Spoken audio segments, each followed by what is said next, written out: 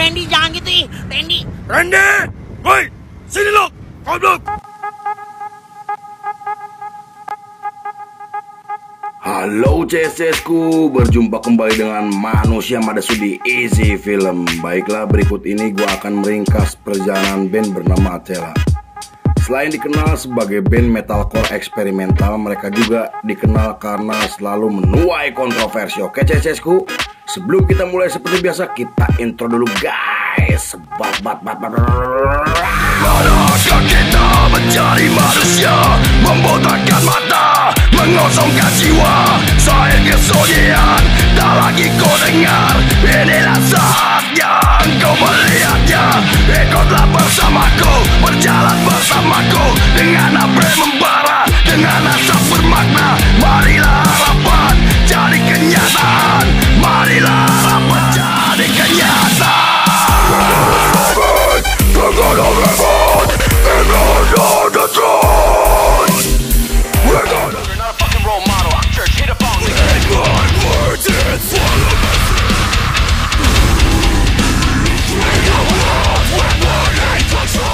Scene dibuka oleh seorang remaja bernama Chris Fronzek atau yang lebih dikenal sebagai Franz. Ia merupakan remaja asal Georgia, Amerika yang dikenal sangat menyukai musik metal. Ia juga memiliki teman baik bernama Sean Hinen yang ia kenal ketika duduk di bangku SMA. Di periode tersebut, tepatnya di tahun 2005, ketenaran musik metal mulai mencapai puncaknya karena digemari oleh anak muda di seluruh Amerika. Kemudian band seperti Slipknot dan Suicide Silence memiliki peran penting atas meningkatnya ketenaran musik tersebut. Franz dan Sean juga terlibat di skena metal Georgia di mana mereka sering datang ke acara musik komunitas untuk mencari pengalaman dan teman baru. Beberapa bulan kemudian ketika Franz melihat aksi panggung Slipknot untuk pertama kalinya, ia terdorong untuk membentuk band sendiri. Ia kemudian mengajak Sean untuk membentuk band bernama Athela, dan nama Athela sendiri diambil dari judul buku yang pernah Franz baca ketika duduk di bangku SMA. Ia memilih nama tersebut karena terdengar simpel dan meski dianggap kampungan, namun Franz tetap memilih nama tersebut sebagai nama bandnya.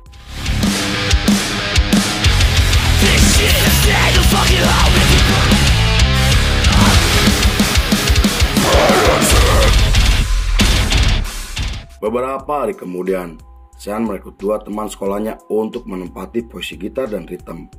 Franz juga mendatangkan seorang basis bernama Sam yang ia temui ketika sedang di acara musik metal. Lalu setelah Athela resmi terbentuk, mereka mulai melakukan sesi latihan dengan membawakan musik metalcore eksperimental dan tampil di berbagai acara komunitas dengan formasi Franz pada vokal, Matt Booth pada gitar, Chris Wilson pada rhythm, Sam pada bass dan Sean pada drum. Walaupun sebagai band baru, namun aksi panggung mereka berhasil menarik perhatian banyak orang. Kemudian mereka merilis demo pertamanya di tahun 2007 dan bergabung dengan label independen. Pada tahun 2008, mereka mulai mendapatkan tawaran untuk menggelar pertunjukan berkat keberhasilan demo pertamanya. Mereka kemudian menggelar tur nasional bersama Chelsea Green hingga tampil di beberapa festival musik besar.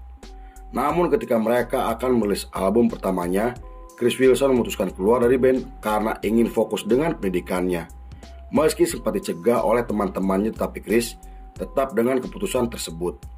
Pada bulan Desember masih di tahun yang sama, album pertama mereka akhirnya resmi dirilis yang membawa nama mereka semakin dikenal oleh banyak orang. Selain dianggap sukses secara komersial, album pertama mereka juga menerima banyak ulasan positif dari para kritikus musik.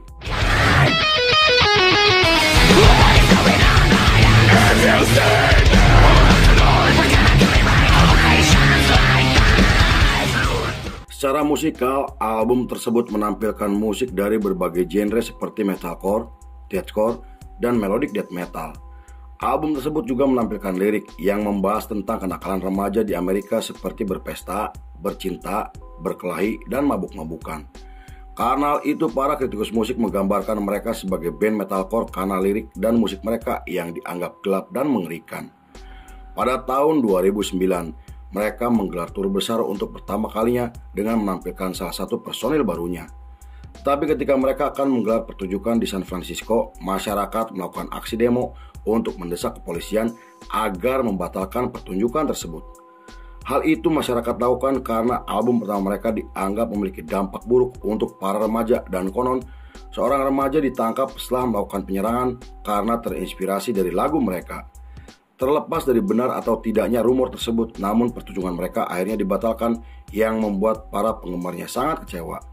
Bahkan setelah mendapatkan kontrak dari label besar Amerika, mereka memilih untuk tidak melanjutkan tur dengan alasan yang tidak dijelaskan.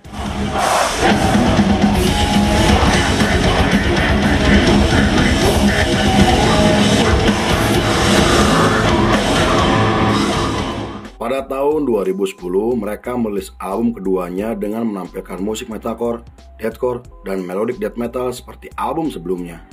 Meski dianggap gagal secara komersial, namun album tersebut berhasil mendapatkan banyak pujian kritis dari para kritikus musik dan menerima banyak tawaran untuk tampil bersama dua band yang telah memiliki nama besar. Di sisi lain, ketika Front sedang menghadiri acara komunitas, ia ditemui oleh seorang produser bernama Joey Sturges. Joey sendiri adalah orang yang sangat berpengaruh di industri musik metal Amerika karena pernah menjadi produser untuk beberapa band terkenal termasuk Asking Alexandria. Dalam pertemuan tersebut, Joey mengatakan jika ia ingin membantu Attila karena tertarik dengan karakter musiknya. Meski ia tidak meminta bayaran, namun dirinya berjanji akan membantu mereka untuk meraih keberhasilan. Kemudian setelah menjalin kesepakatan, Front dan kawan-kawannya mulai menyiapkan materi baru untuk album ketiganya. Dengan pengalaman Joey sebagai produser, Front akhirnya mulai mendapatkan banyak pelajaran dan berhasil menciptakan musik yang sangat mengesankan dengan menggabungkan beberapa unsur musik seperti rap, metalcore, dan nu metal. Pada tahun 2011, album ketiga mereka akhirnya resmi dirilis dan berhasil menempati posisi 5 di tangga album Billboard. Selain menjadi headline di beberapa acara besar, mereka juga menggelar tur selama 6 minggu bersama Chelsea Green.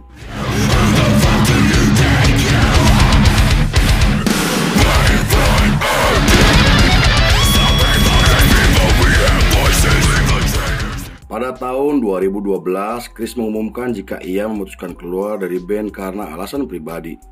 Posisinya sebagai bassist kemudian digantikan oleh Callum Bloom atau yang lebih dikenal sebagai Kel. Dengan formasi tersebut mereka tampil di festival musik besar bersama Asking Alexandria, Switzerland, dan masih banyak lagi. Karena hal itu mereka mulai dikenal secara internasional hingga memiliki penggemar di luar Amerika. Namun ketika mereka akan menggelar pertunjukan di Kanada, mereka ditolak masuk oleh petugas imigrasi karena catatan kriminal Front sang vokalis. Sebelumnya Front pernah ditangkap karena berkendara dalam keadaan mabuk hingga terlibat perkelahian di klub malam. Meski begitu mereka akhirnya diizinkan masuk ke Kanada setelah Jaksa Agung Amerika mengeluarkan surat penangguhan. Pada tahun 2013 mereka merilis album terbarunya yang menerima banyak kritikan dari berbagai pihak. Selain dikecam oleh sama musisi, album tersebut juga dibenci oleh para penggemarnya karena menampilkan lirik yang merendahkan orang lain, seksis, dan keras kepala. Selain itu mereka juga mulai melakukan tindakan buruk di atas panggung di mana Front tampil dalam keadaan mabuk sampai menghina dan memprovokasi para penonton.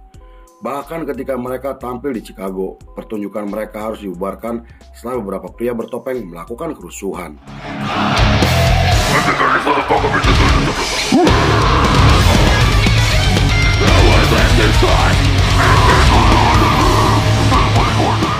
Pada tahun 2014 mereka tampil satu panggung bersama Machine Gun Kelly dan grup orkestra dengan membawakan lagu terbarunya. Mereka juga mengumumkan akan tampil di festival musik besar yang akan digelar pada bulan November. Tetapi ketika mereka sedang menjalani tur Inggris, Ned sang gitaris mulai tidak nyaman dengan perilaku teman-temannya dan setelah kembali ke Amerika, Ned akhirnya memutuskan keluar dari band. Beberapa bulan kemudian, mereka merilis album kelimanya yang kembali menimbulkan kontroversi. Selain menerima banyak kecaman dari berbagai pihak, album tersebut juga menerima banyak kritikan dari para musisi Amerika. Salah satunya, Buddy Nielsen dari band Sensesville mengkritik salah satu lagu mereka karena menampilkan lirik yang menghina kaum tertentu. Namun Front kemudian membalas kritikan tersebut dengan mengatakan jika Nielsen dan teman-temannya hanya iri dengan keberhasilan yang telah ia dapatkan. Statement tersebut membuat Ronnie dari Falling in Reverse akhirnya angkat suara untuk membela Nielsen temannya.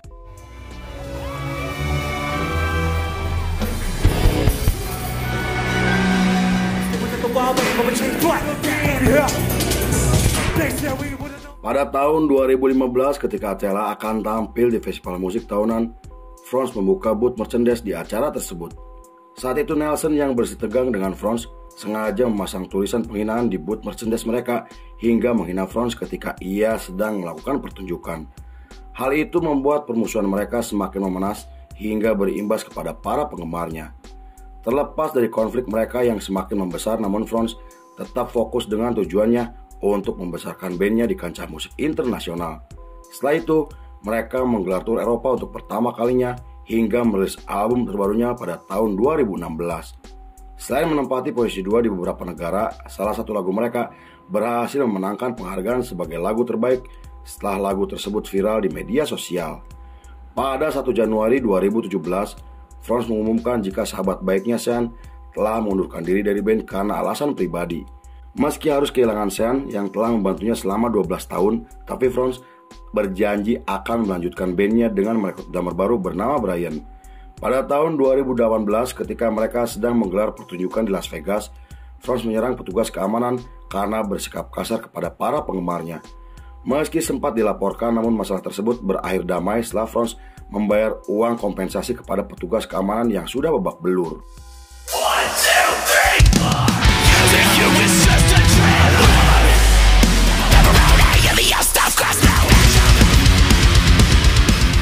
Pada tahun 2019, Attila resmi merilis album ke-8-nya yang dianggap sukses secara komersial. Album tersebut menjadi album terlaris hingga mendapatkan banyak pujian kritis dari para penggemarnya. Tapi pada tahun 2020 mereka kembali menjadi sorotan media setelah Brian dilaporkan atas tuduhan pemerkosaan dan pelecehan seksual. Selain itu, Franz juga dituduh telah melakukan hubungan seks dengan anak di bawah umur yang membuatnya diperiksa oleh kepolisian. Saat diwawancara, Franz membantah semua tuduhan tersebut dengan mengatakan jika ia telah dijebak oleh mantan pacarnya. Lalu pada tahun 2021 mereka tampil di festival musik besar setelah merilis album ke-9-nya dan merekrut drummer baru untuk menggantikan Brian yang telah dikeluarkan dari band. Di tengah ketenaran mereka yang semakin meningkat, lagu baru mereka kembali mendapatkan kecaman karena lagu tersebut diduga membahas Marilyn Manson yang sedang menjalani proses sidang atas tuduhan kejahatan seksual. Tapi Franz membantah tuduhan tersebut dengan mengatakan jika lagunya tidak ada kaitannya dengan kasus Marilyn Manson dan menurutnya lagu tersebut terinspirasi dari kejahatan yang pernah dilakukan oleh Charles Manson. 2 tahun kemudian, tepatnya di tahun 2023, Franz kembali terlibat konflik dengan Ronnie, vokalis dari Falling in Reverse. Hal itu dipicu karena Franz telah mengkritik lagu barunya dan Ronnie kemudian membalasnya dengan mengatakan jika Franz sebagai pembohong. Kemudian Franz menanggapi hinaan tersebut dengan memposting video yang kemudian viral di media sosial. Terlepas dari konflik mereka yang semakin membesar, namun Franz terus konsisten bersama bandnya hingga menggelar tur dunia. Mereka juga merekam 6 lagu untuk EP album terbarunya yang dirilis pada tahun 2024. Lalu film pun selesai.